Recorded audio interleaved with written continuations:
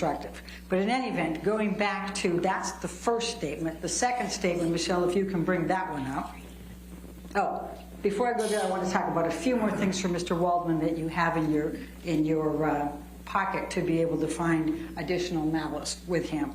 Remember, he's the one that after the UK trial went to the LAPD with a notebook full of things and tried to get perjury charges against Amber. The LAPD said, we don't investigate those things.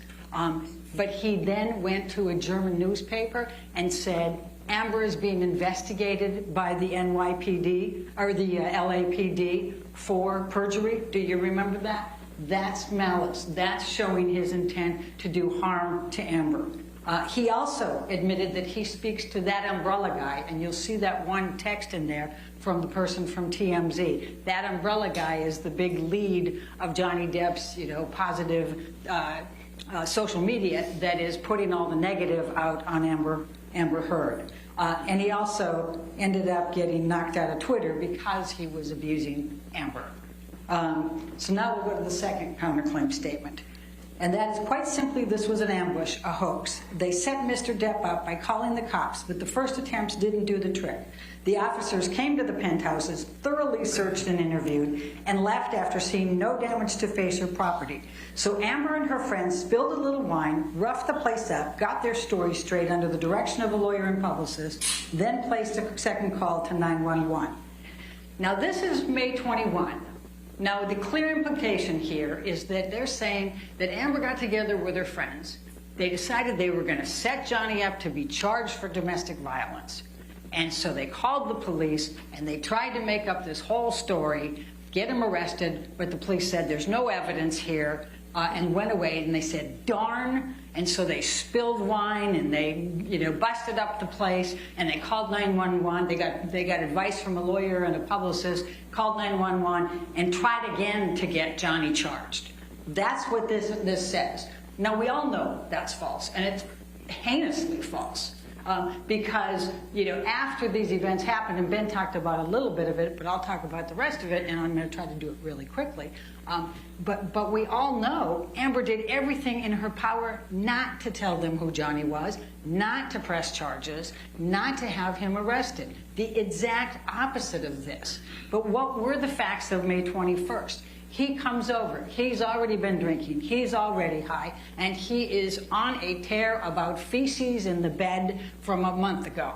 And remember how Amber talked about when he gets into these drug-induced things, he gets into these paranoias, and he gets some idea in his head, and he just won't let it go.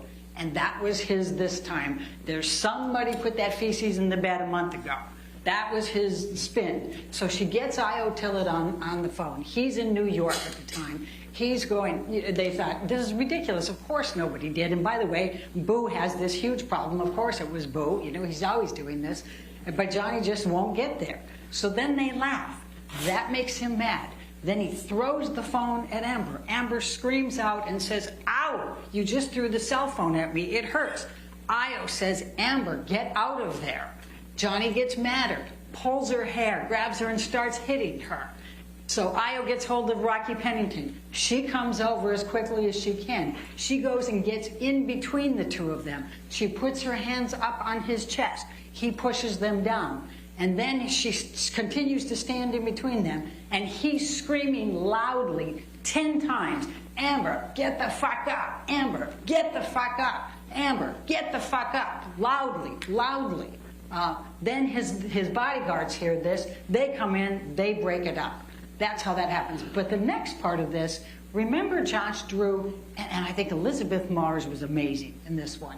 Remember their testimony. After that, he goes and he has to, he always leaves a path of destruction as he's leaving. So he, bashes up things, and you saw Ben's pictures here on the picture frames, knocks things over as he's going, goes down the hallway, he's splashing the wine, he gets his bodyguards to let him into penthouse 5. That's where Josh and Elizabeth are trying to help with Rocky's bead thing for the the next day, and he comes in storming in, and he says, "Get your bitch out of here," and he's got the big Magnum, and he's mad, and Elizabeth is just terrified. She barely knows Johnny. She's met him 4 times, and she goes ripping out of there as fast as she can, and Josh gets out of there too. Then what does he do?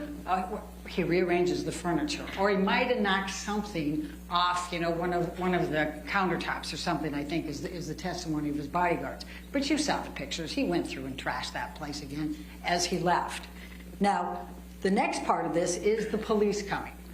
Io calls the police. He's in New York. He calls the New York Police 911. He's afraid they're not going to get there fast enough. He still remembers December 15 because he came in afterwards and saw all of the injuries on Amber and all the evidence. And he's terrified that Amber's still in there, the police haven't come, and that Johnny's going to kill her. So he calls a friend in L.A. and says, "Please call 911. We got to get somebody there fast." So she calls 911. So we have 2 calls, and you'll see the call summary. And the call summary shows those 2 calls really close in proximity here. So it's not them, we didn't get the first police officer, so we'll rough up the place and make a second one. You'll see that they're like 8 minutes apart up there. But it took 2 hours to dispatch the 2 different ones, and Amber never even had any idea that the second one was coming. The first one's come. And, we've talked about it. We've shown you the pictures. The police officers admitted that those pictures could very much have been what was there that night. Remember, Officer Haddon, it was his first week on the job. Officer Science was three years on the job at that point. They say, they told Josh that if she will press charges, if she'll give a name, we can file a report and make an arrest. She wouldn't do it. You did hear from Detective Sandanaga. That's the domestic violence.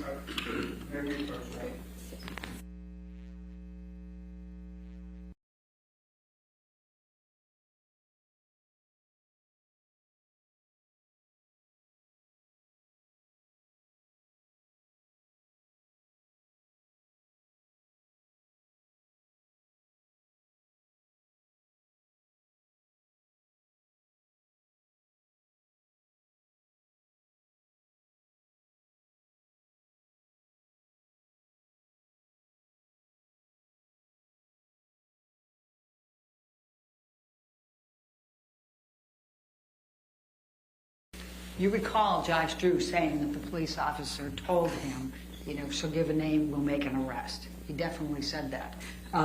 But in any event, she would not cooperate. She didn't want to. But Detective Sandanaga, their domestic relations or domestic violence person, said they should have done an incident report no matter what, even if they decided there wasn't a crime. Because domestic violence has the cycles, they come back, and it's good to have the record for the next time that it might happen. So she said they should have under the circumstances, even if they didn't. And she also said that when they put verbal dispute only in those calls, it is a code that they use, and you'll see that it's twice on that call report, so to say that's why we didn't write a report. But in any event, whether the police officers, forgot about it 2 months later when they were first asked about it, whether they just decided she's never going to press charges, and you'll see on the call report they're insisting that to the second set, it doesn't make any difference. The point is, this is still false. This statement is still false because Amber did everything but try to press charges against Johnny Depp. So they go away. And the testimony is that Josh and Amber and Rocky cleaned up because they have dogs, so they cleaned up a lot of the glass and the wine and those types.